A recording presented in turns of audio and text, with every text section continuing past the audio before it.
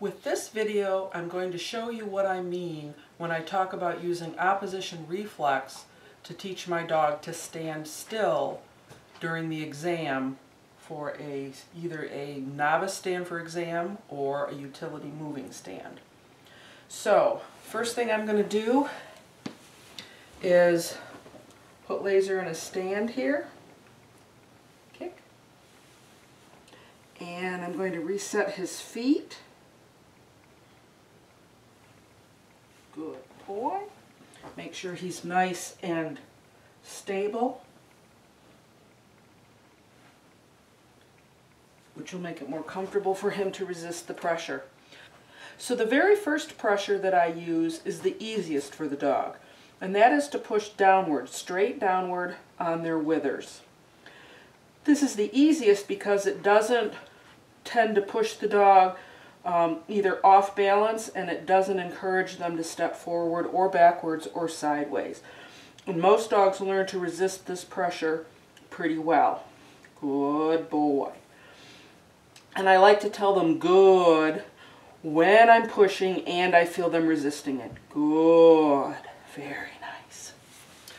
And in fact, I also like to reward while they're resisting. Good. Yeah, there you go. Good job. Okay, once the dog will resist the withers, the next thing I work on is being able to push downward on the rear. And again, I want to feel the dog resist. On all of these, the very first time you push on them, you're only going to push very lightly. If the dog moves, you'll just tell him oops and start over again.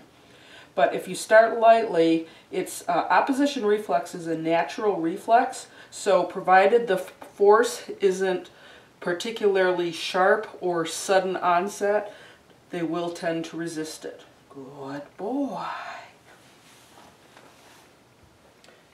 Notice when I feed him that I don't make him reach forward to get it.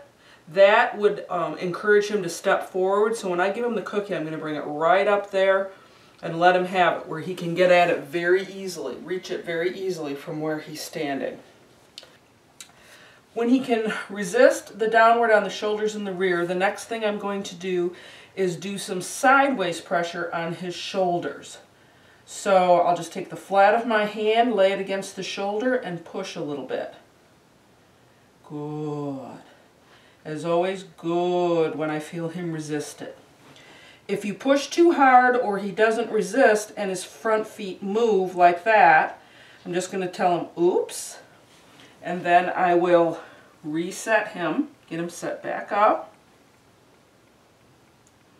Little downward push, and then I'll push again, but a little lighter this time.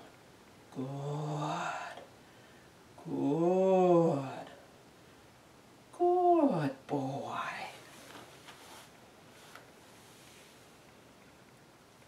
Once he can resist one side, then I'll do the other side on the other shoulder.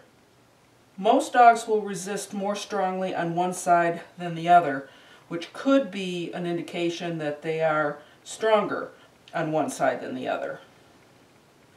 So that's the shoulders. Good boy. The next thing is we're going to push sideways on the hips. So we did do the shoulders.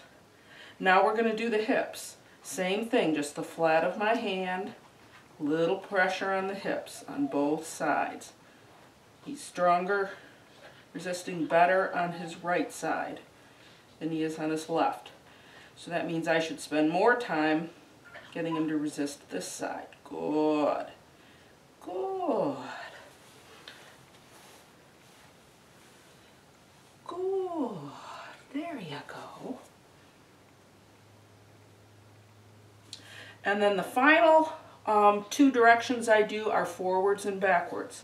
So I'll put a hand on his chest and push backwards, and he should lean forward into my hand, which he's doing very nicely right there. Good boy. Good boy.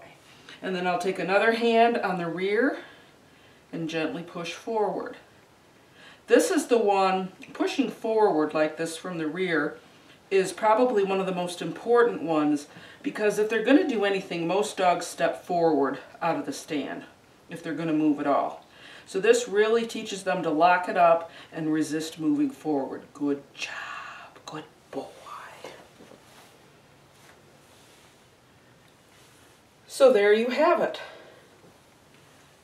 Down on the shoulders, down on the hips, sideways on one shoulder, sideways on the other, sideways on one hip, sideways on the other, forward, and backwards. Good boy. Once they learn to resist all those directions, it often creates a nice, solid stand for exam. Good boy.